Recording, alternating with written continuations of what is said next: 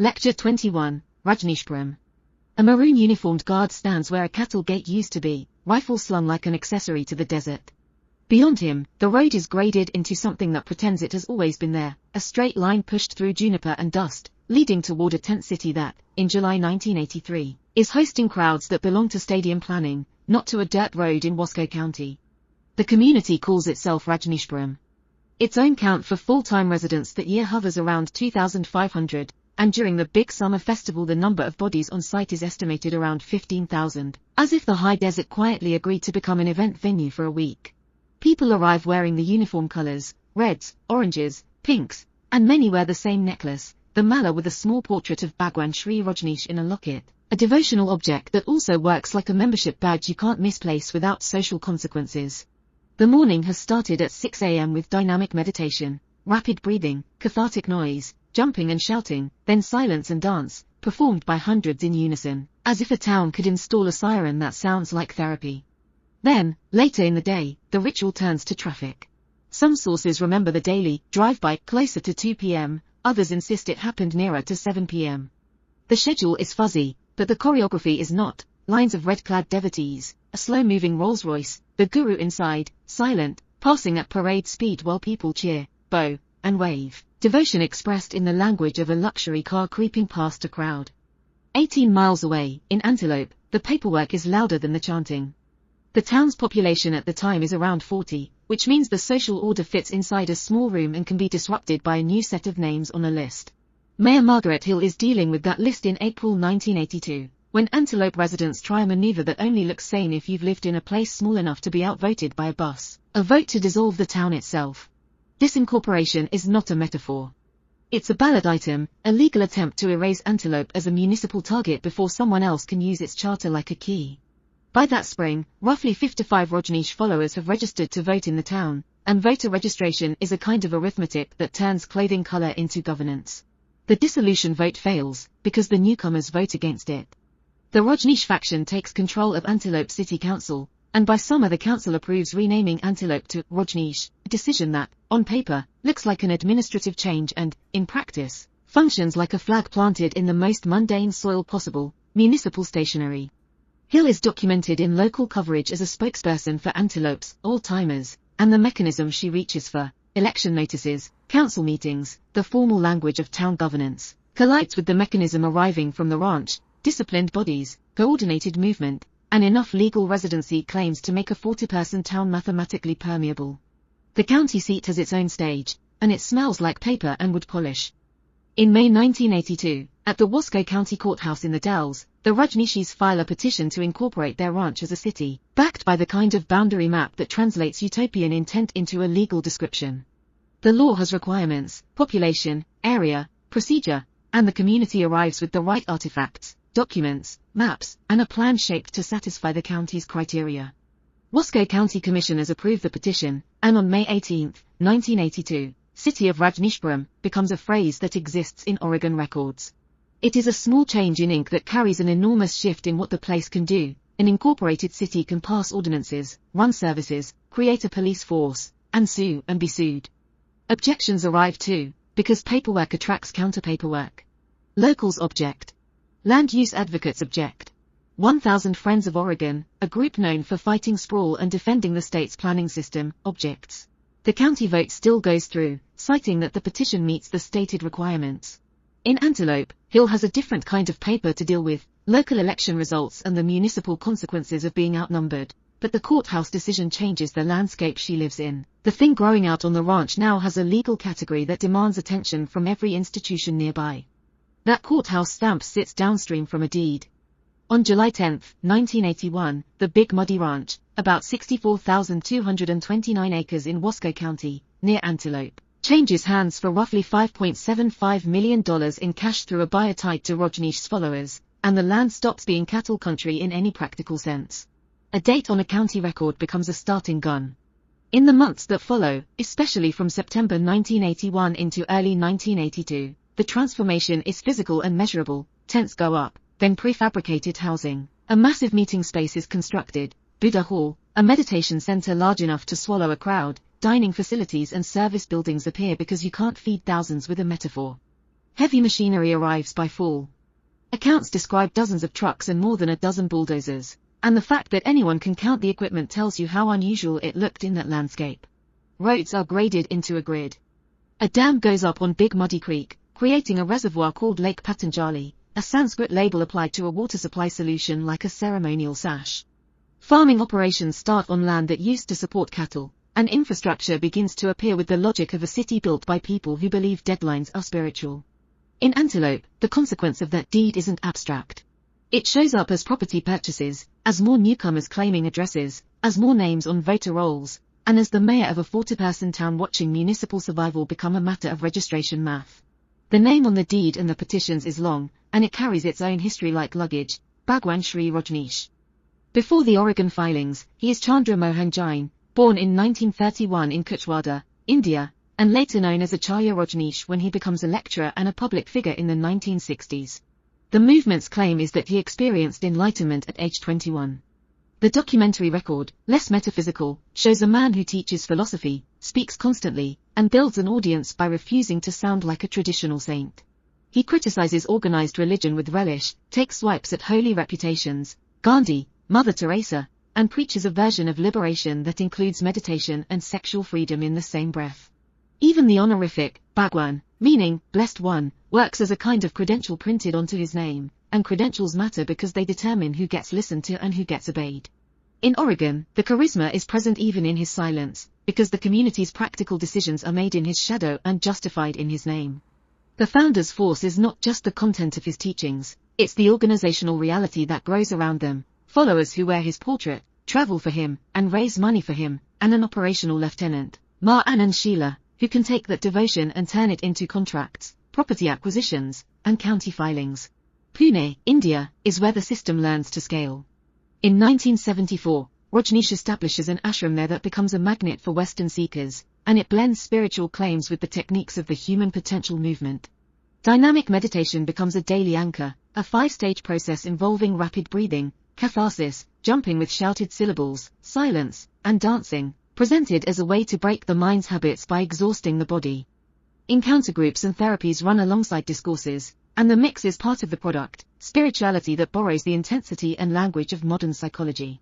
Sexual experimentation and co-ed nudity are part of the ashram's reputation, and the community attracts people who want something that looks both sacred and transgressive. Initiation becomes formalized. Sannyasins take new names, often beginning with Swami or Ma, and wear the mala necklace with Rajneesh's photo, a small wearable document declaring affiliation. By the late 1970s, the movement claims around 30,000 initiated disciples worldwide, with centers in multiple countries, and that geographic spread matters because it means money can move across borders and people can arrive in waves. The policy rhetoric is liberation and awakening. The practice is a disciplined routine and an identifiable uniform. The enforcement is social and organizational, membership markers, assigned names, and a culture that makes belonging visible. A system built this way doesn't have to persuade the outside world first, it has to keep its insiders coordinated long enough to build something durable. By 1980 and 1981, the outside world stops being optional. The Pune ashram faces increasing pressure, including legal and financial scrutiny from Indian authorities, and the movement has logistical headaches that spiritual vocabulary doesn't solve: visas, taxes, crowding, political hostility. There is a reported knife attack in 1980, an assassination attempt that becomes part of the narrative of threat around Rajneesh and adds an argument for stronger security. Then comes a date with paperwork behind it. On June 1, 1981, Rajneesh departs India for the United States, ostensibly for medical care. Accounts place him at Mumbai airport, being wheeled toward a Pan Am flight during monsoon season, reportedly drugged or at least silent, with Sheila carrying medicines, while a small group of disciples cries and waves goodbye. He arrives in New York and spends time in the area. Montclair, New Jersey is part of the early U.S. stop, before the move west is completed. The movement's public framing emphasizes health. The administrative reality is relocation, passports, visas, flight itineraries, hotel stays, and phone calls to ranch brokers. When the founder is physically moved, every constraint becomes concrete. Where can he live? Who can manage the household? What kind of property can be bought quickly? And what legal shell can hold it? Sheila's role becomes legible in the way she touches the system's levers. She is Sheila Patel, known within the movement as Ma Anand Sheila, a devotee since 1972, and by the time the Oregon project begins she functions as secretary, gatekeeper, and de facto manager. She is in the United States early enough to spearhead the search for a new site, and in spring 1981 she and her then-husband Pradeep, also known as Mark Harris, scout Oregon ranchland from a small plane, scanning for something big enough and empty enough to hold a city. The image survives in multiple accounts, a Cessna engine droning over juniper and sage, a patch of high desert unfolding like a map, and Sheila identifying Big Muddy Ranch from above as the place. Within weeks, identification becomes transaction. She negotiates, coordinates money, and closes the purchase on July 10, 1981. Later stories add a second image, Sheila driving Rajneesh in a Rolls-Royce up the ranch's long dirt road for a first look, dust rising, the car absurdly formal against the terrain, Rajneesh reportedly grinning and comparing it to a child with a new sandbox. Whether every detail of that drive is remembered the same way, the underlying mechanism is documented and inarguable. The founder's presence is mediated through Sheila's actions, and those actions produce enforceable facts: ownership, residency, incorporation, recognized by the state. In Antelope, those enforceable facts arrive as civic destabilizers. Hillstown becomes a place where the spiritual movement has to behave like any other group seeking leverage in American local politics. It needs addresses, registrations, and votes. Property purchases in a 40-person town are not just real estate, they are jurisdictional strategy, because city councils are counted heads with legal powers. By April 1982, enough Rajneeshis have registered in Antelope, roughly 55, for the town's residents to attempt disincorporation as a defense. That attempt itself becomes an artifact worth lingering on, an election designed to make the town cease to exist so it can't be taken over, a municipal self-destruct button mailed out as a ballot. The vote fails. The Rajneesh faction takes control of the council. By summer, the council approves renaming the town to Rajneesh, and the change moves through official channels, council records, signage, postal references, newspaper copy. Hill is documented as resisting the takeover and speaking for the old-timers, and the limits of her power are baked into procedure. She can call meetings. She can argue. She can preside. She cannot conjure voters out of thin air, and in this ecosystem, the most powerful spiritual practice is registering at the right address before the deadline. Oregon makes the next collision unavoidable because the state has a strong opinion about where cities are allowed to appear. In 1973, Oregon builds a statewide land use planning system designed to prevent sprawl and protect farmland, a regime that treats rural land as something like a shared resource even when privately owned. Under those rules, agricultural and rangeland is not supposed to become a new city simply because someone has money and ambition. Goal 14, the state's urbanization standard, demands that cities justify their growth and often establish an urban growth boundary. The point is to keep development compact and to keep farm and forest land from being carved into suburban shapes. Rajneeshpuram's leadership, operating through the legal category of an incorporated city, is trying to do something that Oregon's planning culture considers nearly allergic: create a municipality on land that was ranchland weeks before. Their claim is that the city is necessary to house an international community and provide services, water, sewage, roads, policing, on a remote site. Their filings translate that claim into boundaries and procedures that the county can approve. Opponents respond with a different description: rural sprawl wrapped in religion, a private enclave trying to use municipal status as a shield. Hill's civic war in Antelope is local and immediate. The state-level war over Rajneeshpuram is about principles Oregon built to stop exactly this kind of thing, and it runs through commissions, courts, and administrative law. The lawsuit in September 1982 formalizes the conflict in a language the commune can't meditate away. 1,000 Friends of Oregon files suit in Portland arguing that Rajneeshpuram violates state land use law by becoming a city on agricultural land, and the suit itself is a kind of enforcement attempt, a complaint that asks the courts to void what the county has approved. Oregon's Attorney General, Dave Fromeyer, becomes an institutional character in the story because he can do something private citizens can't: issue legal opinions and marshal state power. He issues a supporting opinion in early 1983 echoing the land use concerns, and on October 14, 1983, he issues an official opinion, opinion number 8235, arguing that the incorporation of Rajneeshpuram violates the Oregon Constitution's Establishment Clause because the city is, functionally, a church and would create an entanglement between church and state. This is where the story's categories split cleanly. The commune's claim is city. The county's policy mechanism is petition approved. The state's legal opinion is unconstitutional entanglement. The enforcement pathway is lawsuit and state action. The practice on the ground remains that the land and the town are owned by the religious organization and closed to non-followers, with residency controlled internally. In Antelope, Hill can hold up a newspaper clipping. At the state level, Frome Mayor can hold up a numbered opinion and make it matter. The broader American mood sharpens the edges. In 1978, Jonestown happens, and a mass death in Guyana turns commune and cult into words that travel together in headlines, making governments more vigilant and neighbors more suspicious when an unfamiliar group arrives with discipline and money. Oregon itself has a history of alternative communities. Aurora Colony in the 19th century, later experiments like Carista and other intentional groups. But Rajneeshpuram arrives with late 20th century ingredients that make it harder to dismiss as harmless: international followers from over 30 countries, a centralized leadership structure, a confrontational spokesperson, and the sort of conspicuous wealth that doesn't blend in with rangeland. Local figures oppose it for different reasons, which is part of why it becomes combustible. Some are reacting to religion and cultural difference.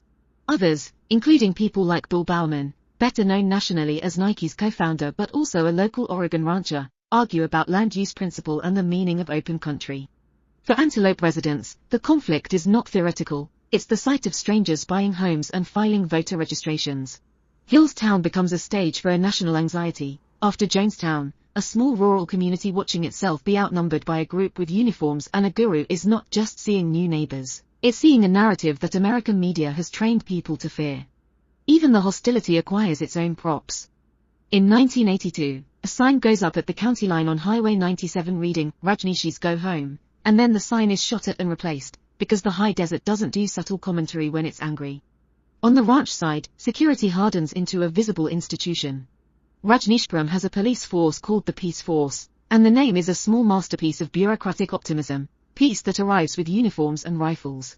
The guard at the gate, the perimeter watching, the controlled entrances, these are practices that enforce the city's boundaries in the most literal sense, and they sit next to the commune's public imagery of meditation and love like two incompatible signs posted on the same door. Local radio DJs make jokes about the Rolls-Royce fleet, test driving one for every day of the month, because humor is how outsiders metabolize an image they can't reconcile. A spiritual leader who preaches transcendence becoming famous in America for luxury cars. The movement's internal narrative claims that material things are irrelevant to enlightenment. The external optics show a daily ritual where a crowd experiences grace by watching a Rolls glide past, and the Peace Force makes sure the viewing area remains orderly. The festivals make the operational reality impossible to ignore. In July 1982, the community hosts its first large celebration, inviting sannyasins worldwide. Estimates place around 5,000 visitors camping in newly built tent shelters to celebrate Guru Purnima, and the permanent population passes roughly 2,000. Those numbers matter because every additional body is a logistics problem: toilets, water, food distribution, trash, medical care, traffic control, and, in Oregon, the question of whether a temporary event looks suspiciously like the infrastructure of a permanent city. By July 1983, the crowd estimate climbs toward 15,000. The same place that began as Big Muddy Ranch in 1981 now has dining halls, a vast meditation center, roads that require maintenance, and a growing catalog of municipal-sounding services, electricity, sewage treatment, clinics, even public transportation, built in a timeframe that normal towns would call delusional. The morning's dynamic meditation is not just spiritual practice, it's a schedule that organizes labor and keeps the population synchronized. The afternoon's drive-by is not just devotion, it's a daily event that reinforces hierarchy without requiring the founder to speak. Hill's Town Hall in Antelope runs on agendas and votes, Rajneeshpuram runs on rituals and work shifts. Both rely on coordination. One uses Robert's rules. The other uses breathing exercises and a Rolls schedule that, depending on who remembers it, starts at 2 p.m. or 7 p.m. and lasts about 30 minutes. Hill reappears in the record as someone forced to do politics in miniature while the other side does it at scale. She is present in Antelope City Council conflict, documented in Oregon press as the voice of old residents facing a takeover, and the artifacts around her keep changing the town faster than a normal civic culture can absorb. One month it's a disincorporation vote. The next it's a council controlled by newcomers with sannyasin names. By summer 1982, the town itself is renamed Rajneesh, and the renaming is not a vibe, it's a motion carried, a clerk's notation, a sign that has to be made and mounted. Sheila's confrontational tone is part of what makes the collision so combustible. She is reported to have referred to Oregon locals as bigoted bumpkins, and she becomes infamous for answering criticism with tough titties, the kind of phrase that, when spoken into a civic dispute, functions like a thrown chair. It doesn't solve anything, but everyone remembers it.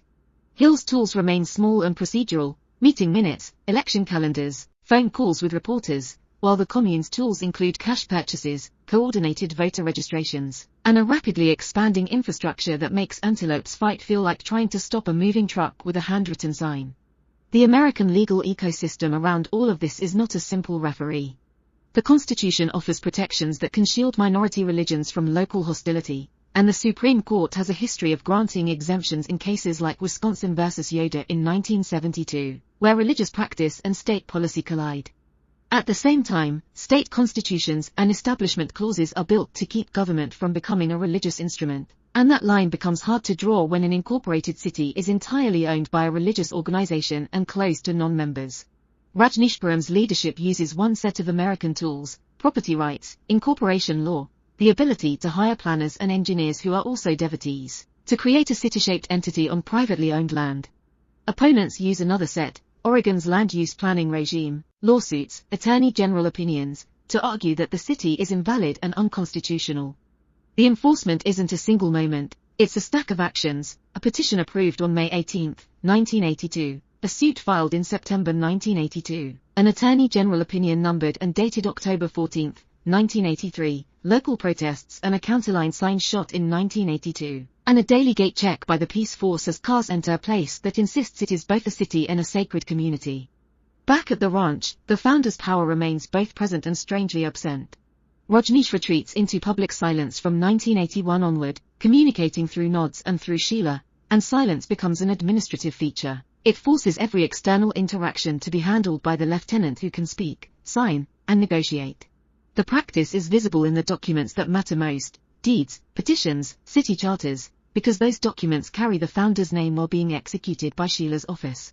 The memory of the drive-by ritual, repeated daily, becomes part of the brand: a guru who doesn't preach in public but appears in a rolls, moving past a line of disciples like a monarch doing a slow inspection of loyalty. The movement's claim is that the rolls are incidental to enlightenment. The public nickname becomes the Rolls-Royce Guru, and the nickname is a kind of enforcement too. It reduces a complex spiritual project into one image that opponents can deploy in courtrooms, newspapers, and town meetings. In Antelope, Hill is dealing with a renamed town and a changed council. On the state level, Frome Mayor is dealing with a numbered opinion that argues the city itself is unconstitutional. On the ranch, the 30-minute drive continues, and the most consistent thing in the system is not a sermon or a meditation, but the steady arrival of new forms that have to be answered. In October 1983, the Attorney General's opinion sits as a physical object: pages, numbering, date, and in a county where fights are waged with petitions and votes, that object is another kind of weather. Hill can read it, cite it, pass it to a reporter, and use it as evidence that the state sees what her town has been living through since April 1982. Sheila's office can dismiss it, contest it, and treat it as another external attack to be managed through lawyers and press statements. The county can point back to May 18, 1982 and say the petition met requirements. The land use advocates can point to September 1982 and say they filed suit because those requirements were never meant to allow a new city on farmland. None of this changes the road at the gate, the maroon uniform, the rifle sling, the scheduled crowd, or the slow passage of a rolls through dust. In Wasco County, the forms kept arriving. The clerk slid another sheet under the same rubber stamp, the kind with a wooden handle polished by decades of wrists, and the impression that landed in the corner made it look as if the state of Oregon had started issuing visas for enlightenment. On the paper, the name sat there in plain institutional type: Rajneesh International University, along with the promise that it would teach something called the science of the inner, braided with the arts and sciences the way a campus brochure braids rigor with community. The address was still Wasco County, still the high desert, still the same miles of juniper and basalt the locals had been describing as empty for most of their lives.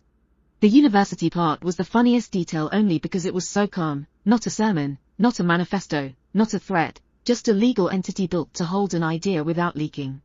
By the time the ink dried, a stack of similar documents, charters, filings, permits, minutes, had already done the heavier work of moving a spiritual project into the category of things you can insure, finance, and sue. In Antelope, Margaret Hill, an Antelope resident who would later be back in the mayor's chair when the dust settled, could have read the name off the letterhead without needing anyone to translate it. The town knew what a university did. It collected people, money, and authority into one neat noun, then asked the county to pretend that was normal. The first thing the noun carried was a claim about what kind of person you could manufacture in public, if you got enough inputs lined up and kept the temperatures right. Bhagwan Sri Rajneesh had been saying for years that he wasn't selling renunciation, he was offering a person who could enjoy a full life and still sit in silence, a Zorba the Buddha, who could dance and meditate without treating either as a sin. In his own language, the pitch was a fusion. The West had mastered the outer, comfort, technology, abundance, and the East had mastered the inner, awareness, stillness, liberation, and the human future would arrive when those two halves stopped insulting each other and started sharing a body.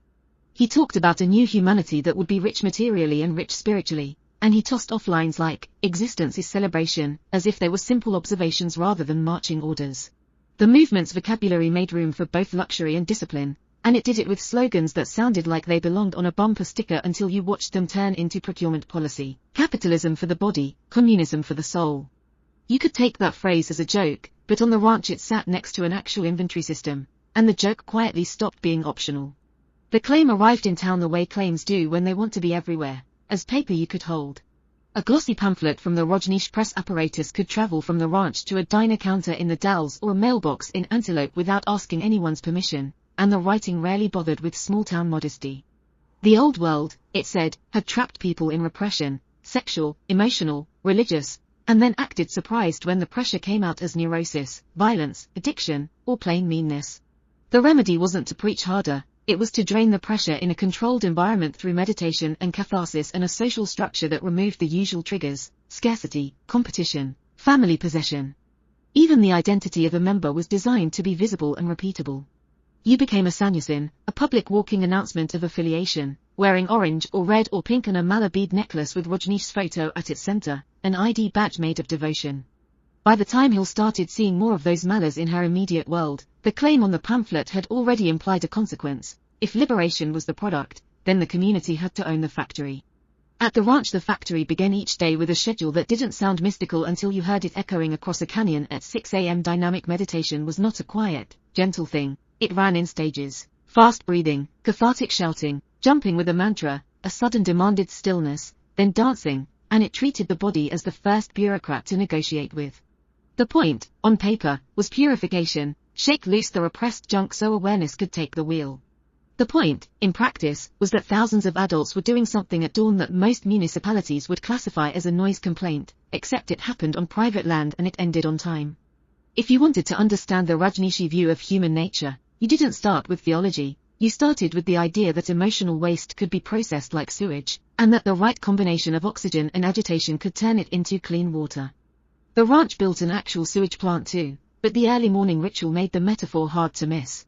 In Antelope, where people were used to hearing wind and cattle and the occasional truck, Hill was watching an entire neighboring society organize itself around the premise that screaming could be scheduled and therefore improved.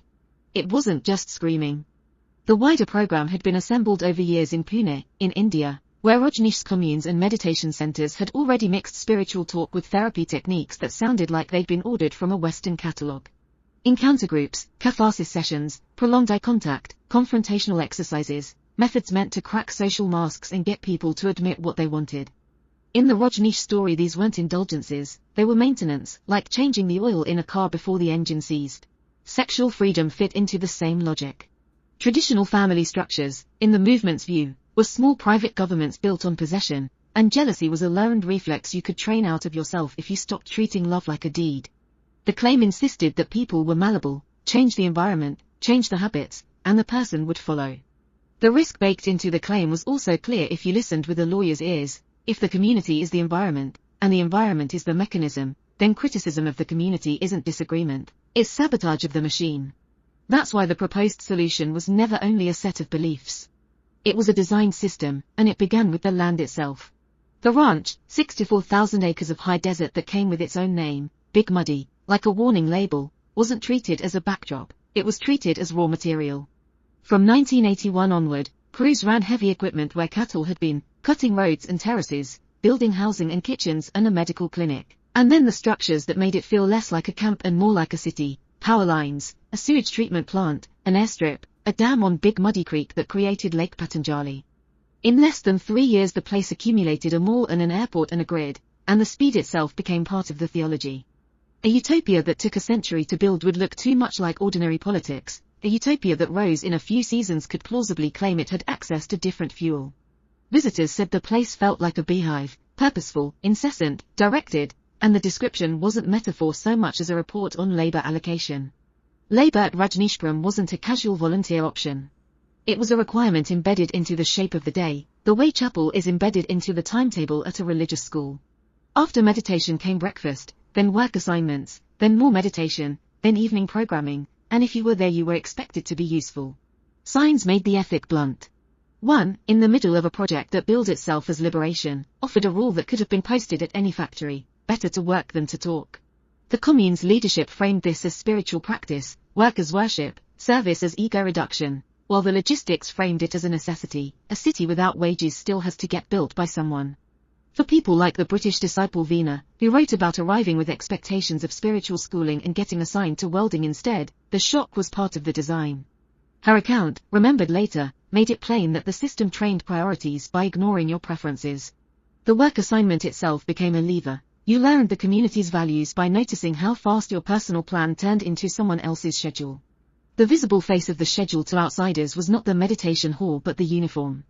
In Oregon it became common to see adults dressed head to toe in shades of red and orange and pink, often wearing that mala with Rajneesh's photo, moving in groups like a traveling brand. On the ranch the color scheme created cohesion and made hierarchy legible without needing insignia. You could spot who belonged in 2 seconds. It also served as a portable border. You could be in Antelope buying hardware or gasoline and still look like you were technically at home. Margaret Hill's world filled with that border as the town's governance shifted and as Rajneeshi businesses opened their doors in places that had previously relied on seasonal traffic and habit. The claim on the pamphlet said individuality would bloom, the practice on the street said conformity could be aesthetic, cheerful, and total. A society can do a lot with a dress code when the dress code is framed as freedom. The other part of the proposed solution was governance, because an engineered environment doesn't run itself, and a silent guru doesn't sign purchase orders. Inside Rajneeshpuram, the operational center wasn't Rajneesh himself, who kept a public silence for years. It was the apparatus around him, led by Ma and Sheila, whose job was to translate charisma into enforceable procedure. The organization ran with departments that looked less like a commune and more like a corporation: construction, health, education, security, media. There were meetings, schedules, approvals, and a chain of command that could turn "we need more housing" into trucks, lumber, and labor by afternoon. None of this contradicted the claim, at least not on paper. If the goal was to produce the new man, you needed a system that could coordinate thousands of people without collapsing into bickering. Administration could be recast as compassion. Bureaucracy could be reframed as care. The friction came when someone inside tried to treat bureaucracy as negotiable. Out in Antelope, the friction showed up as postings. A small town used to handwritten notices and routine ordinances found itself under a new council, with rules that sounded like someone had imported a city from a different planet and forgotten to adjust for the climate. Accounts describe ordinances passed under Rajneeshi control: smoking prohibited, clothing optional in some areas, and the details were less important than the posture. The town's law had become a tool for re-educating daily behavior. Even if Margaret Hill wasn't the one holding the gavel in those meetings, she lived in the radius of the decisions, which is another way of saying she lived under their enforcement.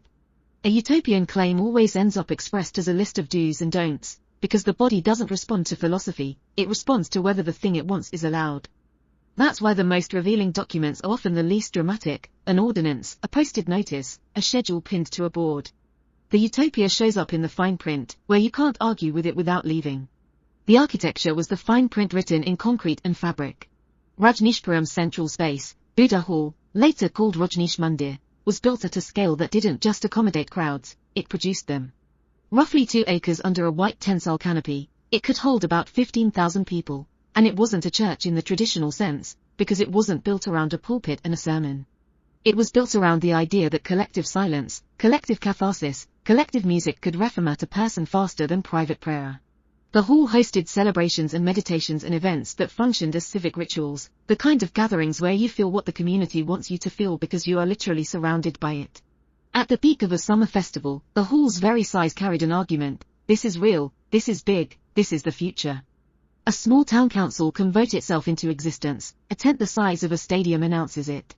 The festivals were where paper, architecture, and consequence braided into one thing you could film. In July 1982, around 5,000 visitors arrived for what was billed as a celebration, and the ranch handled them like a city handles a convention: traffic, food, sanitation, lodging. A year later, in July 1983, the festival swelled to roughly 15,000.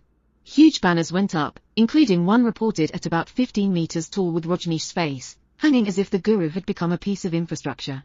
The internal claim said the leader was only a mirror, the external visuals said the mirror was the size of a building.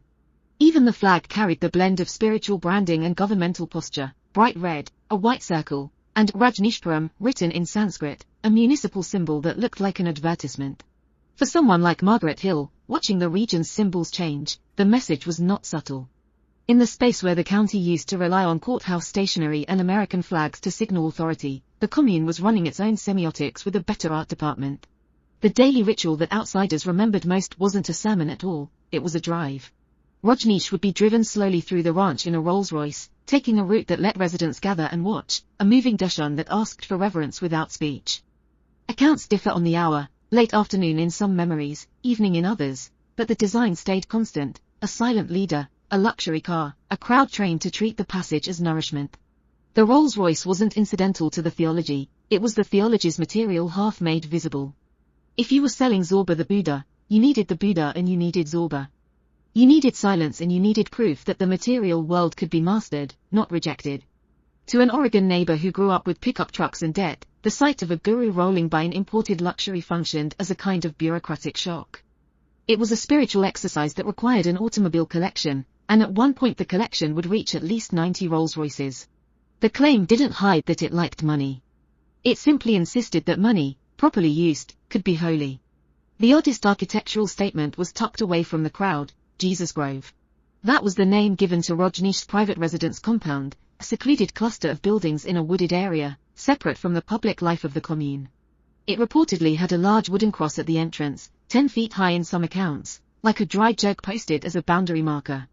Inside were the comforts that fit the movement's rich materially promise: a library, a meditation room, a jacuzzi. The compound's off-limit status mattered more than its decor.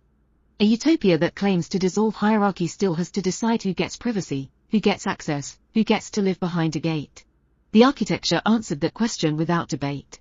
Residents could dance in Buddha Hall and work in the fields and line up for supplies at the central store, but Jesus Grove remained a geography of separation. The claim said the ego must die: the built environment preserved a place where one person's quiet was protected as sacred property. Even the town's recreational spaces were engineered to reinforce the same blend of play and discipline.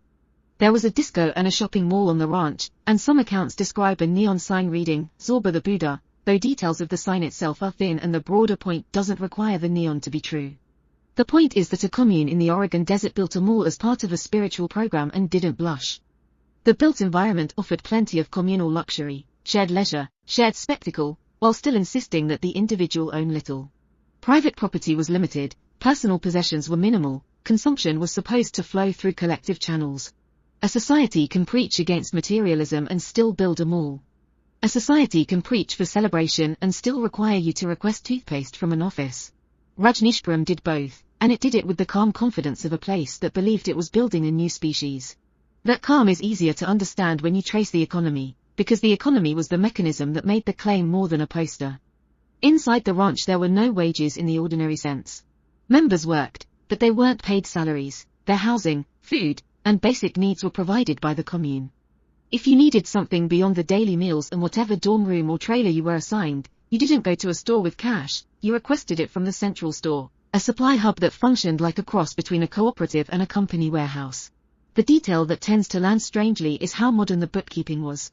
The commune ran an IBM computer system to track finances and inventory, unusual among communes of the era, logging expenditures and resources with the precision of a business that expected an audit.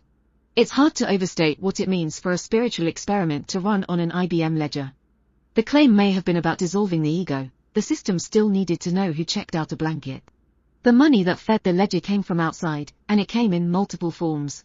The ranch itself had been bought for $5.75 million in cash, and the ability to do that wasn't generated by Oregon potatoes. It came from an international network of Rajneesh meditation centers, from wealthy disciples, from donations, from programs that generated revenue, therapy sessions, meditation courses, publications. The commune also created businesses under corporate umbrellas. A for-profit entity, Rajneeshpuram Investment Corp., existed to manage property and enterprises, a structure that let the movement operate in a language banks recognized. There were hospitality operations and retail ventures. There were programs designed to attract visitors who could pay fees. A utopia that insists it has transcended capitalism still has to interface with currency at its borders. The commune's solution was to create a membrane, inside, no money, outside, money handled by corporations. That membrane was also a form of control, because the leadership controlled the points where money entered and left. The inside story of that membrane was a labor system that blurred devotion with employment. People were assigned jobs, and the expectation was not that you'd pick the work that suited your talents, it was that you would do what the commune needed.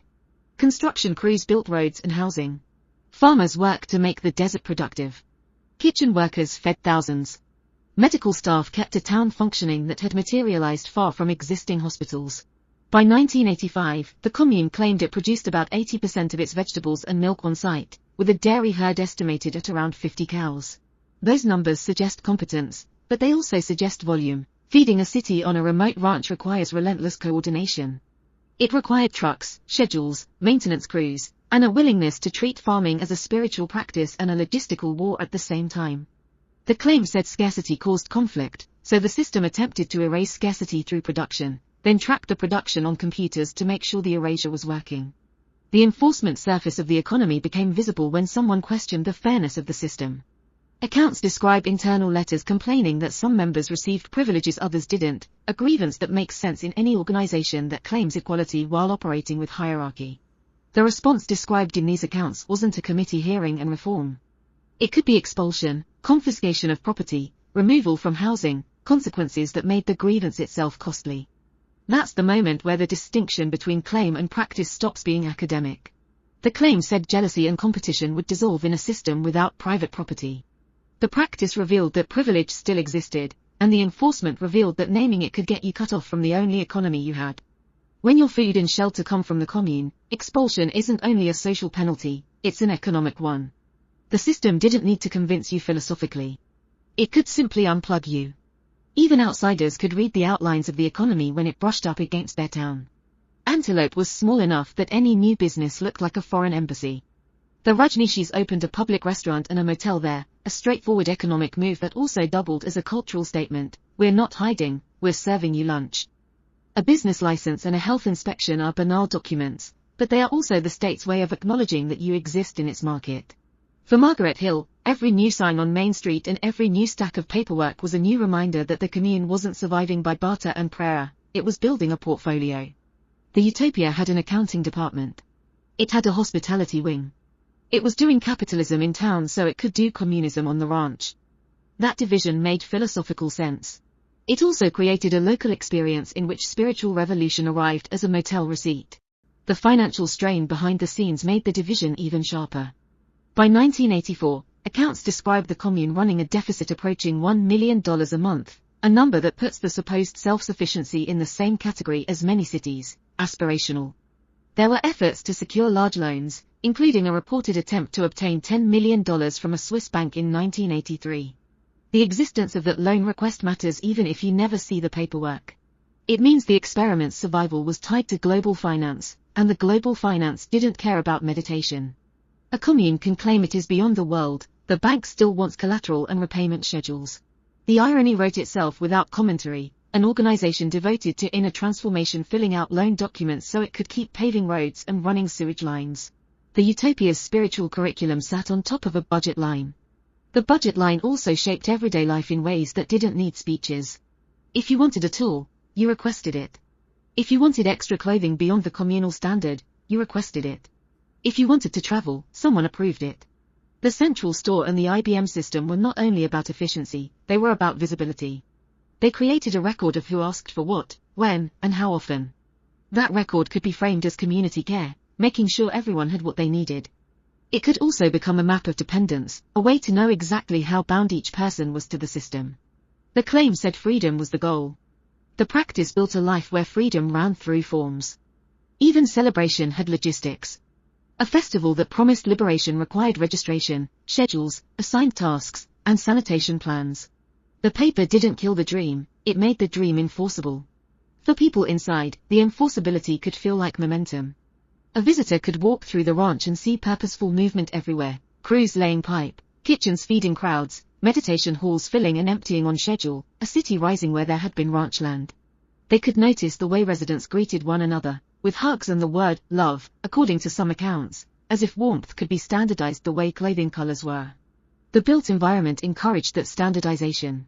Communal dining and group meditation made belonging a repeated daily event rather than a private feeling.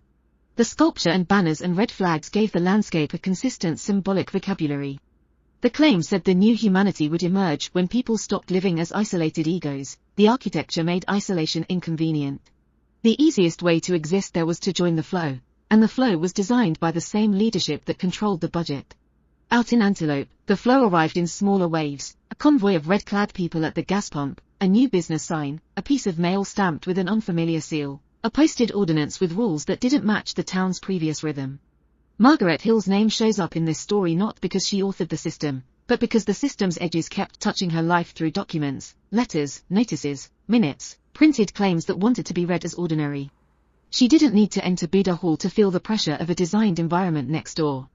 She could feel it in the way local governance language got borrowed and reproposed, in the way a university charter could appear in a county file and make a spiritual movement look like just another institution. The Commune's claim was that it was building a new kind of human. The Commune's method was to build a new kind of paperwork around that human, until the human had nowhere else to live. By the time the summer crowds thinned and the banners came down, the ranch still ran on its timetable, still fed its residents, still issued supplies from a central store, still tracked everything on computers, still moved money through corporations, still staged daily rituals that turned luxury into liturgy. The posters and pamphlets could keep saying, celebration, and the schedule could keep insisting that celebration had a start time. On the bulletin boards, the ones in the town and the ones on the ranch, new sheets kept appearing, each with a deadline, a sign-up, a rule, a number you could call if you had questions, and a reason you probably wouldn't want to ask them out loud. The first thing that changes when a private city decides it needs a public county is the paper that proves you exist as a voter. In the fall of 1984, when the registration cards started stacking up in Wasco County, the numbers weren't subtle. More than 1,300 new registrants showed up tied to the same orbit, in a county where that kind of spike is not background noise but a visible event that prompts a ledger check, a residency question, and a phone call up the chain. The paperwork didn't arrive as ideology. It arrived as names, addresses, and a signature line that had to match a rulebook written for ranch towns and river towns, not for a spiritual movement that could raise a new neighborhood in months. On the Antelope side of the fence, Margaret Hill had already learned what it felt like to lose a town by procedure, council seats, then signage, then the mundane humiliations of being outvoted in a place where your family name used to be the only credential that mattered. She still had tools, but they were the tools the outside world always has: meeting notices, challenges, affidavits, the slow grind of filing a complaint and waiting for a clerk to tell you what counts. That year, the county elections became the next scene where belief met enforcement. The Commune's claim was simple enough to fit on a bumper sticker: citizens vote where they live. The outside world's counterclaim fit inside a statute: residency is not a vibe, it's a verifiable fact. Between those two positions sat a deadline calendar and a stack of cards that turned a philosophical fight into a counting exercise. The move that made the registration spike possible came with a welcoming name and an administrative aftertaste. The Share a Home program brought in around 2,000 unhoused people by September 1984, shipped in by bus from cities far from rural Oregon, reframed as surplus compassion, food, shelter, supportive environment, and a chance at belonging in a community that insisted it had solved alienation. The policy on paper was invitation. The practice on the ground was triage in a city already running hot: housing assignments, meal lines, clinic visits, security patrols, and the daily reality that a planned spiritual resort had become an emergency service provider overnight. Reports suggested roughly a quarter of the arrivals struggled with alcoholism or needed medication, which meant sharing also meant staffing a clinic, monitoring withdrawals, and managing a population that had not joined the movement's discipline but had been imported to meet its political needs. When Oregon's election machinery pushed back, it did so through someone whose job description did not include mystical vocabulary. Norma Paulis issued emergency rules in October 1984 tightening residency verification, aimed directly at the sudden wave of registrations. Hundreds were thrown out, And the barrier rose fast enough to turn a moral gesture into a stranded population problem. That's when the gap between claim and enforcement became visible in bodies. The program ended abruptly, many of the people were expelled, and some accounts described the use of Haldol during the expulsion process, a detail that reads like a pharmaceutical footnote until you recognize it as chemical crowd control in the language of medicine. Hill didn't need to step inside the ranch to feel the change. She could see it in the county's new rules and in the way a program branded as generosity became, under pressure, a disposable workforce of would-be voters whose presence could be revoked as quickly as it had been arranged. Election day in the Dalles was set for November 6, 1984, and before the ballots were counted, the county's public health system started dealing with a different kind of registration, case counts. On September 17, 1984, people began getting sick after eating from salad bars, and over the following weeks the pattern spread across roughly 10 restaurants and grocery stores in the Dalles. It looked, at first, like the kind of outbreak that happens in the real world without malice, foodborne illness, a bad batch, cross-contamination. The response began in the slow, procedural language of epidemiology, stool samples, interviews, tracing what people ate, which buffet, which day. A preliminary Centers for Disease Control and Prevention report in October 1984 noted the unusual outbreak and the investigation timeline without naming perpetrators, because the default assumption in public health is that nobody is trying to weaponize lunch. The final number attached to the outbreak was 751 sickened, and the later reconstruction, supported by lab evidence, testimony, and guilty pleas, put it inside the commune's operational sphere, a secret microbiology lab, salmonella cultures, and deliberate contamination as a tactic. Motive, in the court accounts and later reporting, landed back at the same place the voter registrations did, incapacitate voters in Wasco County so Rajneesh-aligned candidates had a better chance. Hill's town meetings had been filled with debates about road signs and council votes. Now the county's meeting rooms filled with health officials talking about bacteria that did not care who held spiritual status. In the Dalles, the outside world absorbed the experiment not as an argument but as nausea, fever, and a hospital load that turned a political conflict into a medical emergency with a paper trail. Once the outbreak was understood as intentional, the file cabinet changed shape. What had been zoning disputes and church-state litigation became criminal investigation, and the outside world stopped treating Rajneeshpuram as a constitutional headache and started treating it as a public safety threat. The same characteristics that had drawn cameras, the competence, the speed, the wealth, became evidentiary context. A group that could build a city could also build capacity for things it did not advertise. National attention had already been circling. 60 Minutes ran a segment called Cities of the Guru, with Leslie Stahl walking viewers through the spectacle of armed guards and a Rolls-Royce guru, and regional publications produced maps and diagrams that treated the ranch like a hybrid of tourist destination and investigative target. That media exposure was an accelerant in both directions. It amplified fundraising and recruitment by turning the commune into a global brand, and it amplified local fear by turning Antelope and the Dalles into symbols of invasion. It also produced myths, some of which were later found not to be true in their extreme forms, rumors of hit lists, mass murder plots, plans to poison the Dalles water supply, even supposed torture chambers in Jesus Grove that investigations did not substantiate as described. But rumor is a governance force even when it's inaccurate. It changes what neighbors tolerate, what juries imagine, and how law enforcement justifies escalation. Verified intimidation episodes didn't require myth to be effective. Gunshots at commune signs, threats shouted at meetings, and unsolved fires like the burning of outspoken Antelope resident Chuck Turner's house in 1983 that locals long suspected as arson. Hill's resistance didn't live in rumor. It lived in the way a town's arguments started feeling unsafe at the grocery store, and in how her own name in a newspaper quote could make her a character in someone else's narrative economy. Inside the ranch, the response to outside scrutiny didn't stay in the realm of PR. It hardened into security as an institution with manuals, protocols, and an insistence that peace requires someone authorized to enforce it. Rajneeshpuram had its own police force, pointedly titled the Peace Force, and by 1984 it had a manual that included conduct guidance and weapons awareness, as if the city had discovered that utopia still has traffic, theft, and a need to project authority. The built environment reflected that duality: checkpoints, patrol routes, background checks, and the physical separation between public areas and restricted ones. What later emerged as an even more invasive enforcement system was sound, recorded, and catalogued. Investigators would ultimately find evidence of extensive illegal wiretapping, up to about 100 listening devices in some accounts, and a warehouse's worth of tapes, with estimates running into the tens of thousands. That is not casual spying. It is a bureaucracy of eavesdropping, a logistical operation that requires installation, monitoring, storage, labeling, and someone deciding which voices are worth preserving.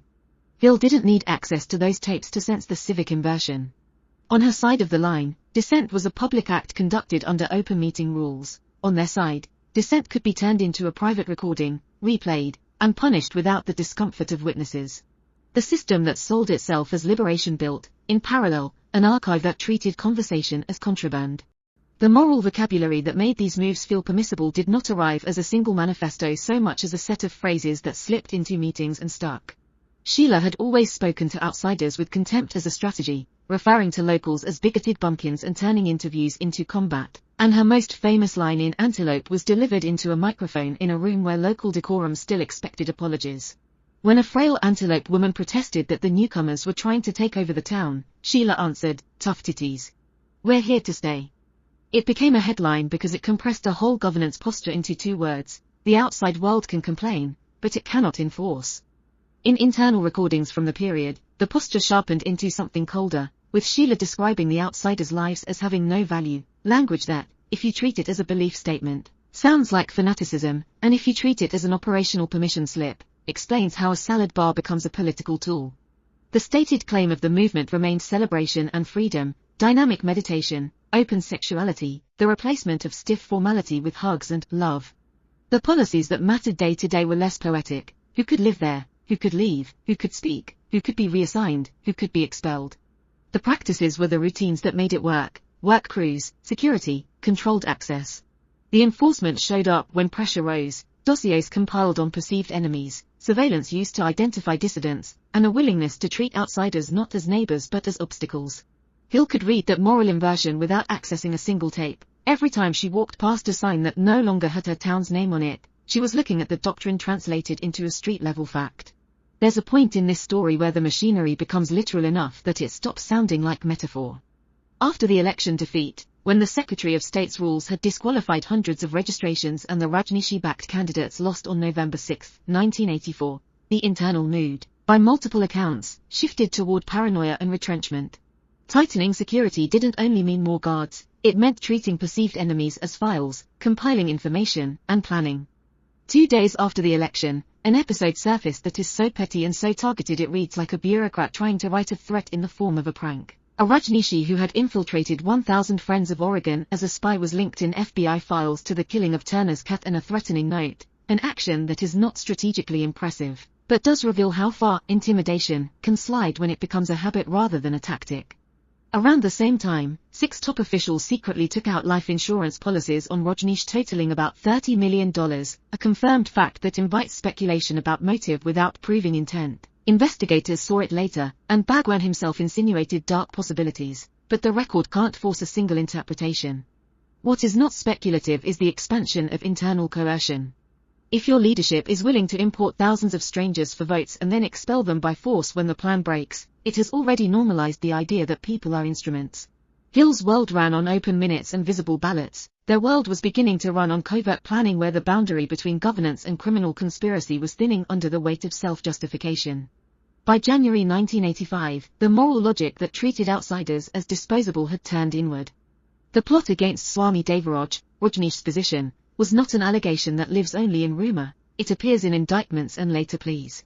During a celebration, Mashanti B., also known as Jane Stork, injected Devaraj with a drug intended to trigger a cardiac event, and he survived after a severe medical episode. The stated reason in later accounts was power. Sheila feared his influence as Rajneesh grew closer to him. Here the closed society problem becomes concrete.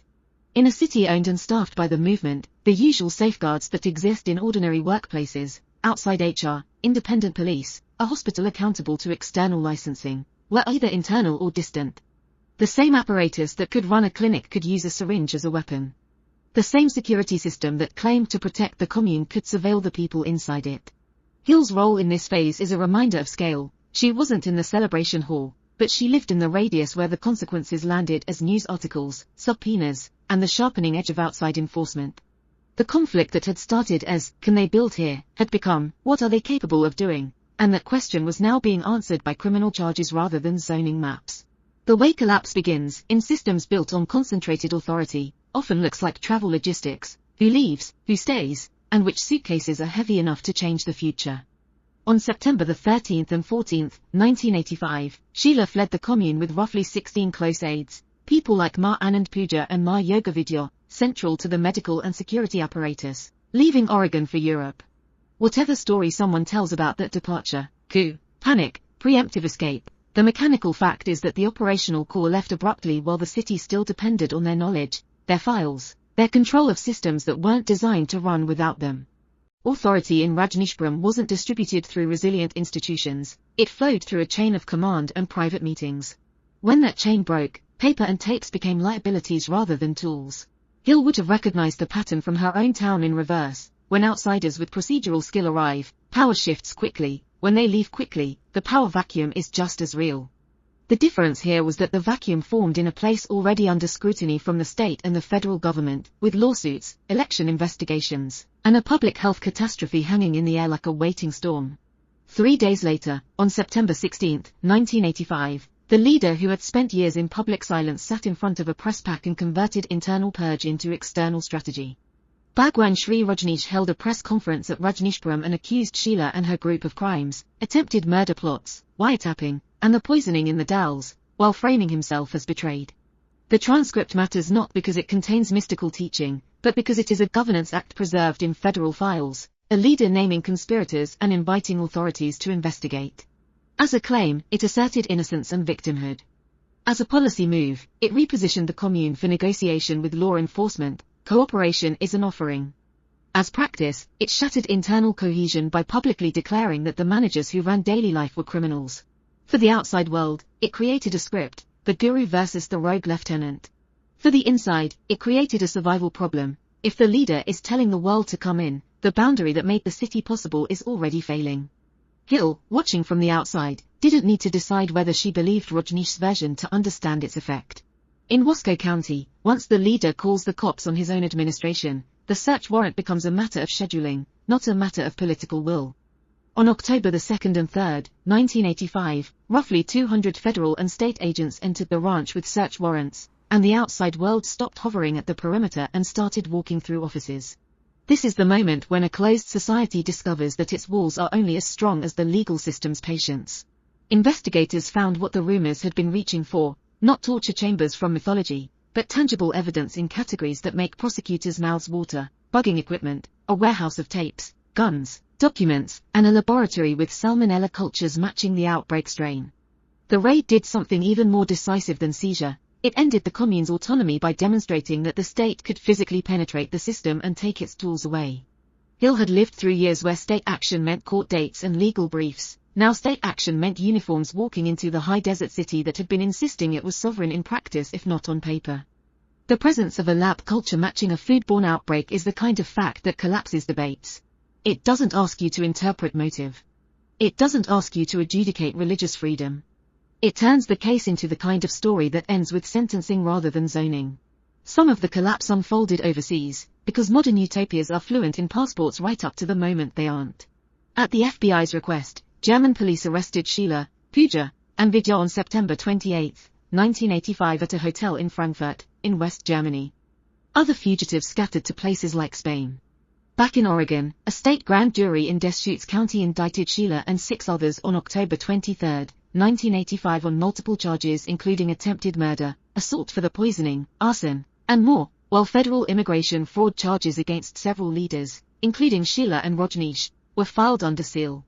Those dates matter because they show the tightening mesh: state criminal charges, federal charges, extradition requests, and the sense that the machinery was now moving in synchronized fashion across jurisdictions.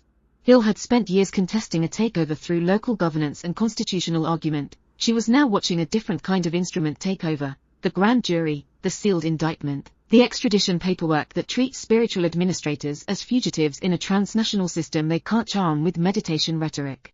5 days after the state indictment, the leader tried the simplest exit available to a man whose city had its own airstrip: leave.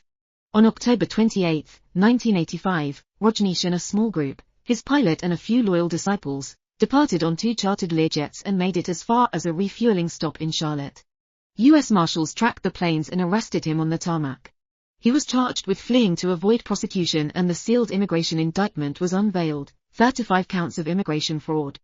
The physical inventory taken in that moment became part of the public story because it carries its own symbolism without needing editorial comment. $58,000 cash and 35 watches and jewels.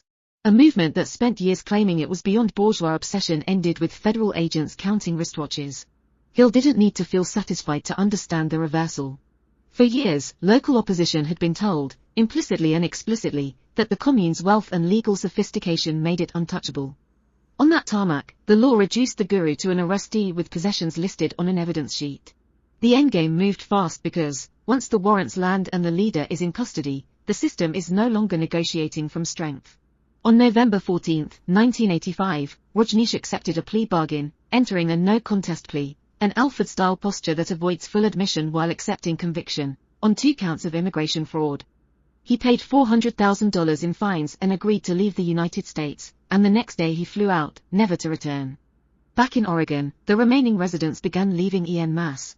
The managing committee formally voted on November 22, 1985 to disband the commune and reopen the ranch to the public, a procedural act that reads mild until you imagine what it means in a place designed as a closed city, gates opening, staff gone, dorms emptying, the daily schedule collapsing into packing lists.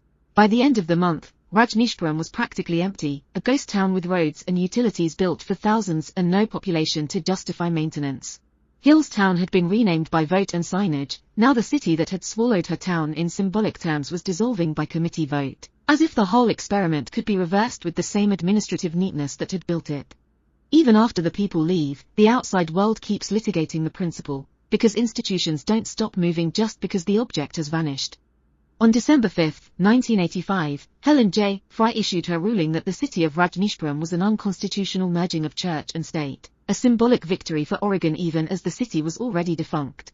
The legal story didn't settle into a single, clean moral verdict. In 1987 the Oregon Supreme Court declared the incorporation case moot because the city no longer existed, and in dicta suggested the incorporation itself didn't necessarily violate Oregon law, sidestepping the church-state question on procedural grounds. That's how paper wars end when the battlefield disappears, not with one perfect ruling, but with a tangle of decisions that let different sides claim different forms of victory. In practical terms, Oregon's records show the city disincorporated by petition in 1986, with fewer than 100 residents remaining by mid-1986 before leaving or being evicted as property changed hands. For Hill, the legal nuance was less important than the concrete reversion, the ability of locals to stop living inside someone else's branding exercise. When the sign changed back and Antelope returned to being Antelope, the victory wasn't metaphysical. It was a town name on a post that no longer needed to be argued for at every meeting.